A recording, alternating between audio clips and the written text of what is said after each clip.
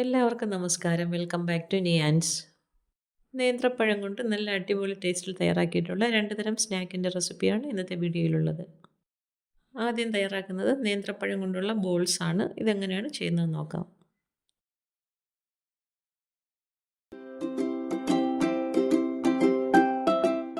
ഇത് തയ്യാറാക്കുന്നതിന് വേണ്ടി നന്നായിട്ട് പഴുത്തൊരു നേന്ത്രപ്പഴം എടുത്തിട്ടുണ്ട്. അത് തൊലി കളഞ്ഞ് പാത്രത്തിലേക്ക് വെച്ച് കൊടുക്കാം. നല്ലതുപോലെ പഴുത്ത നേന്ത്രപ്പഴമാകുമ്പോൾ കഴിക്കാനൊക്കെ മടിയായിരിക്കുമല്ലോ. അപ്പോൾ ആ ഒരു രീതിയിലുള്ള പഴം ഇതേപോലെ എടുക്കാം.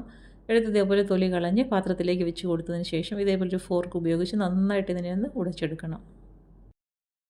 നന്നായിട്ട് പഴുത്ത പഴം ആയതുകൊണ്ട് തന്നെ വളരെ ഈസി ആയിട്ട് തന്നെ നമുക്ക് ഈ ഒരു രീതിയിൽ ഫോർക്ക് ഉപയോഗിച്ച് ഇതിനെ ഒന്ന് ഉടച്ചെടുക്കാൻ പറ്റും. അപ്പോൾ അത് ഈ ഒരു രീതിയിൽ ഉടച്ചെടുത്തതിന് ശേഷം അത് മാറ്റി വയ്ക്കാം. ഇനി ഇതൊരു പാൻ അടുപ്പിലേക്ക് വെച്ച് കൊടുത്ത് അതിലേക്ക് 1 ടേബിൾ സ്പൂൺ നെയ്യ് ഒഴിച്ചു കൊടുക്കാം. നെയ്യ് നന്നായി മെൽറ്റായി വരുമ്പോൾ അതിലേക്ക് ഒരു നുള്ളു മഞ്ഞൾപ്പൊടി ഇട്ട് കൊടുത്ത് ഒരു 30 സെക്കൻഡോളം ഒന്ന് റോസ്റ്റ് ചെയ്തെടുക്കാം. മഞ്ഞൾപ്പൊടി നന്നായിട്ടൊന്ന് മൂത്ത് വരുമ്പോൾ നമ്മൾ നേരത്തെ ഉടച്ച് വെച്ചിരിക്കുന്ന പഴമില്ലേ, ആ പഴം ഇതിലേക്ക് ഇട്ട് കൊടുക്കാം.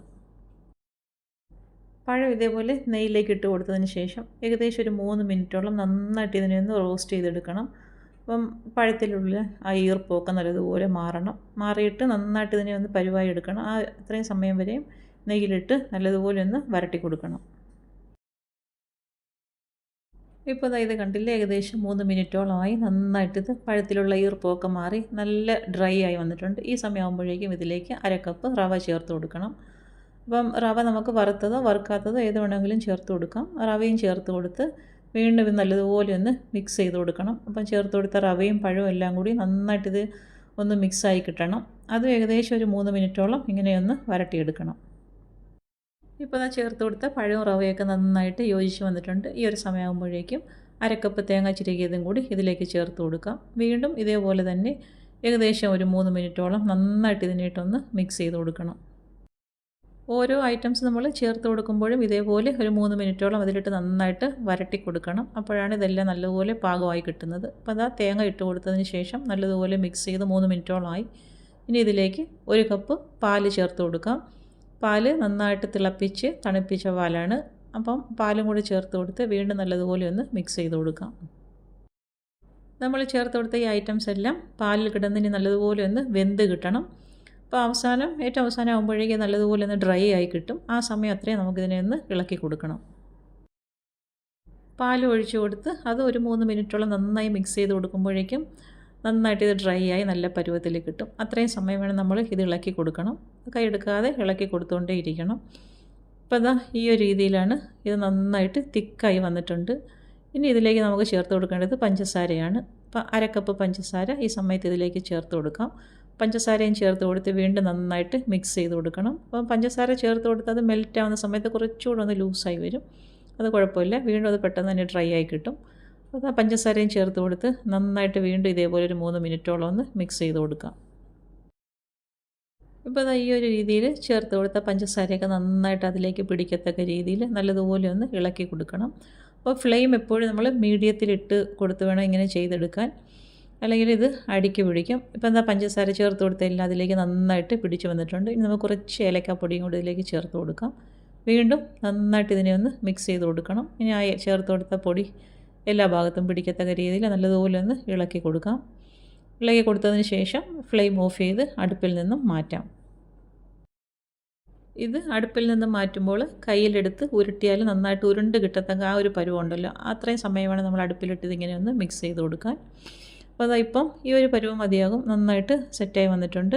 ഇനി നമുക്കിത് ഫ്ലെയിം ഓഫ് ചെയ്ത് അടുപ്പിൽ നിന്നും മാറ്റി കൊടുക്കാം. അടുപ്പിൽ നിന്ന് മാറ്റിയതിന് ശേഷം വേറൊരു പാത്രത്തിലേക്ക് ആക്കി കൊടുക്കാം. നന്നായിട്ട് ഇനി അതിനെ ഒന്ന് തണുത്ത് കിട്ടണം. തണുത്തതിന് ശേഷം മാത്രമേ ഉരുട്ടിയെടുക്കാൻ പറ്റുള്ളൂ. അപ്പോൾ ഇപ്പം നന്നായിട്ട് തണുത്ത് വന്നിട്ടുണ്ട്. ഇനി നമുക്ക് ചെറിയ ചെറിയ ഓരോ ബോളാക്കി എടുത്ത് ഇതിനെ ഒന്ന് ഉരുട്ടിയെടുക്കണം. ഒരു ലഡുവിൻ്റെയൊക്കെ വലുപ്പത്തിലാണ് ഞാൻ ഇവിടെ ഇത് തയ്യാറാക്കി എടുക്കുന്നത്. ഇതേപോലെ കയ്യിലേക്ക് വെച്ച് കൊടുത്ത് നന്നായിട്ടൊന്ന് ഷേപ്പ് ചെയ്ത് ബോളാക്കി എടുക്കാം. അപ്പോൾ അതെല്ലാം ഇതേപോലെ തയ്യാറാക്കി എടുത്തിട്ടുണ്ട്. ഇനി ഇത് നെയ്യിലേക്കൊന്ന് വരട്ടിയെടുക്കണം. അപ്പോൾ വീണ്ടും 1 ടേബിൾ സ്പൂൺ നെയ്യ് ഇതിലേക്ക് ഒഴിച്ചു കൊടുക്കാം. ഇനി തയ്യാറാക്കി വെച്ചിരിക്കുന്ന ബോൾസ് എല്ലാം ഇതിലേക്ക് ഇട്ട് കൊടുക്കാം. ഇട്ട് കൊടുത്തതിന് ശേഷം ഒന്ന് തിരിച്ചും മറിച്ചും ഇട്ട് നല്ലതുപോലെ ഒന്ന് കളറ് മാറ്റിയെടുക്കണം. ഇതേപോലെ ഒരു സൈഡൊന്ന് കളറ് മാറി വരുന്ന സമയത്ത് തിരിച്ചിട്ട് കൊടുക്കാം. തിരിച്ചിട്ട് കൊടുത്ത് ആ സൈഡും ഇതേപോലെ നന്നായിട്ടൊന്ന് ഒരു ഗോൾഡൻ യെല്ലോ കളറായി മാറി വരുന്ന സമയത്ത് അടുപ്പിൽ നിന്നും കോരി മാറ്റാം. ഈ സമയം ഫ്ലെയിം അഡ്ജസ്റ്റ് ചെയ്ത് വെച്ചിട്ട് വേണം ഇതേപോലെ റോസ്റ്റ് ചെയ്തെടുക്കാൻ. ഫ്ലെയിം എപ്പോഴും മീഡിയം ടു ലോയിലായിരിക്കണം, അല്ലെങ്കിൽ പെട്ടെന്ന് കരിഞ്ഞു പോവും. അപ്പോൾ ഈ ഒരു രീതിയിൽ ഇതെല്ലാം തിരിച്ചിട്ട് കൊടുത്തിട്ടുണ്ട്. ഇനി ആ തിരിച്ചിട്ടെടുത്ത ഭാഗവും ഇതേപോലെ ഒന്ന് കളർ മാറി വരുന്ന സമയത്ത് നെയ്യിൽ നിന്നും കോരി മാറ്റാം. ഇപ്പോൾ സ്നാക്സ് നന്നായിട്ട് പരുവായി വന്നിട്ടുണ്ട്. രണ്ട് സൈഡ് നല്ലതുപോലെ കളർ മാറി വന്നിട്ടുണ്ട്. ഈ ഒരു സമയമാകുമ്പോഴേക്കും നമുക്ക് ഇത് പാത്രത്തിൽ നിന്ന് കോരി മാറ്റാം. ഇനി ഇത് നമുക്ക് എടുത്ത് മാറ്റിയതിന് ശേഷം വേറൊരു പാത്രത്തിലേക്ക് ആക്കി കൊടുക്കാം. അപ്പോൾ നല്ല തൊലി കറുത്ത നേന്ത്രപ്പഴമൊക്കെ ഉള്ള സമയത്ത് ഈ ഒരു സ്നാക്ക് എങ്ങനെയെന്ന് തയ്യാറാക്കി നോക്കും. നല്ല സൂപ്പർ ടേസ്റ്റാണ്. ചായയുടെ കൂടെയൊക്കെ കഴിക്കാൻ നല്ല കിടിലൻ ഐറ്റമാണ്. അതേപോലെ തന്നെ കുട്ടികൾക്ക് സ്നാക്സായിട്ട് സ്കൂളിൽ കൊടുത്തു വിടാനും നല്ലതാണ്. ഇതിൽ ചേർത്ത് കൊടുത്തിരിക്കുന്ന ഐറ്റംസ് എല്ലാം പഞ്ചസാര ഒഴിച്ചാൽ ബാക്കിയെല്ലാം നല്ല ഹെൽത്തി ആയിട്ടുള്ള ഐറ്റംസാണ്. അപ്പം കുട്ടികൾക്കൊക്കെ ഈ ഒരു രീതിയിലൊന്ന് തയ്യാറാക്കി സ്കൂളിൽ കൊടുത്തു വിട്ട് നോക്കും. നന്നായിട്ട് പഴുത്ത നേന്ത്രപ്പഴമുള്ള സമയത്ത് ഈ ഒരു സ്നാക്ക് ഇങ്ങനെ തയ്യാറാക്കി നോക്കും. നല്ല അടിപൊളി ടേസ്റ്റാണ്. ഇത് കണ്ടില്ലേ, ഉൾവശമൊക്കെ നന്നായിട്ട് സെറ്റായി വന്നിട്ടുണ്ട്. അപ്പോൾ തീർച്ചയായിട്ടും ഈ ഒരു രീതിയിൽ ഇങ്ങനെയൊന്ന് തയ്യാറാക്കി നോക്കും. അടുത്തത് നമ്മളെപ്പോഴും തയ്യാറാക്കുന്ന പഴംപൊരിയിൽ നിന്ന് വ്യത്യസ്തമായി നല്ല ക്രിസ്പി ആയിട്ടുള്ള നല്ല അടിപൊളി ടേസ്റ്റിൽ തയ്യാറാക്കിയിട്ടുള്ള ഒരു പഴംപൊരിയാണ്. ഇതെങ്ങനെയാണ് തയ്യാറാക്കുന്നത് നോക്കാം. ഇത് തയ്യാറാക്കുന്നതിന് വേണ്ടി അരക്കപ്പ് മൈദ ഒരു ബൗളിലേക്ക് ഇട്ട് കൊടുക്കാം. അതിലേക്ക് 1 ടേബിൾ സ്പൂൺ അരിപ്പൊടിയും കൂടി ചേർത്ത് കൊടുക്കാം. നുള്ളു ഉപ്പ് ചേർത്ത് കൊടുക്കാം. അതിൻ്റെ കൂടെ തന്നെ ഒരു നുള്ളു മഞ്ഞൾപ്പൊടിയും കൂടി ചേർത്ത് കൊടുത്ത് എല്ലാം കൂടി നന്നായി ഒന്ന് മിക്സ് ചെയ്തെടുക്കാം. ഇനി ഇതിലേക്ക് കുറേശ്ശായിട്ട് വെള്ളം ഒഴിച്ച് കൊടുത്ത് മാവ് കലക്കി ഒരു ബാറ്റർ തയ്യാറാക്കി എടുക്കാം. വെള്ളം ഒഴിച്ചു കൊടുക്കുമ്പോൾ കുറേശ്ശെയായിട്ട് ഒഴിച്ചു കൊടുത്ത് ഒട്ടും കട്ടയില്ലാതെ ഈ ഒരു കൺസിസ്റ്റൻസിയിൽ തയ്യാറാക്കിയെടുക്കാം.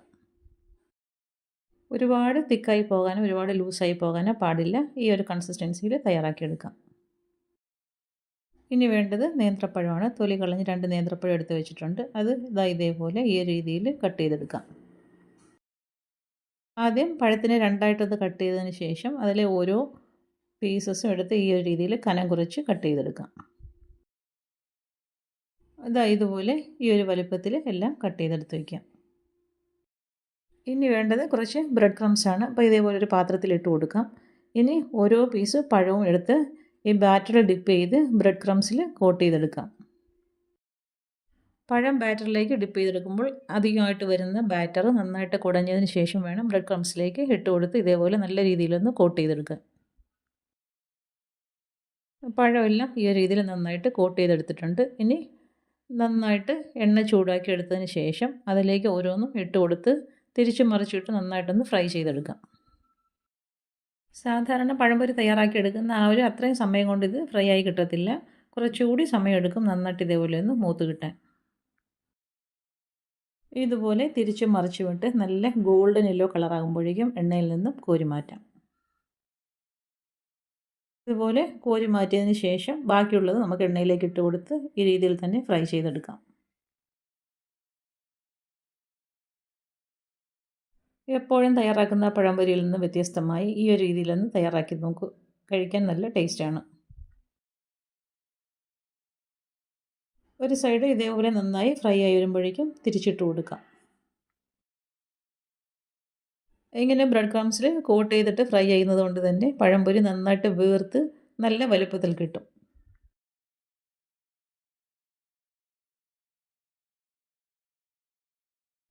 തിരിച്ചിട്ട് കൊടുത്ത സൈഡ് നന്നായി ഫ്രൈ ആയി വന്നിട്ടുണ്ട്. ഈ ഒരു സമയമാകുമ്പോഴേക്കും എണ്ണയിൽ നിന്ന് കോരി മാറ്റാം. അപ്പോൾ രണ്ടാമത് ഇട്ട് കൊടുത്തതും നന്നായിട്ട് ഫ്രൈ ആയി കിട്ടി. അത് എണ്ണയിൽ നിന്ന് കോരി പാത്രത്തിലേക്ക് മാറ്റി കൊടുക്കാം. ഇത് നല്ല ചൂടാണ്. അപ്പോൾ ചൂടോടുകൂടി തന്നെ ഞാൻ കാണിച്ചതിന് എത്രത്തോളം ക്രിസ്പിയാണെന്നുള്ളത്.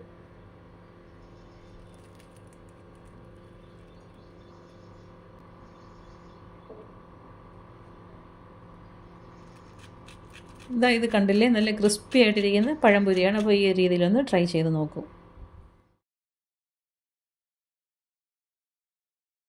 ഈ പഴംപൊരി കാണാനും നല്ല ഭംഗിയാണ്. അപ്പോൾ കുട്ടികൾക്കൊക്കെ ഈ രീതിയിലൊന്ന് തയ്യാറാക്കി കൊടുത്ത് നോക്കൂ.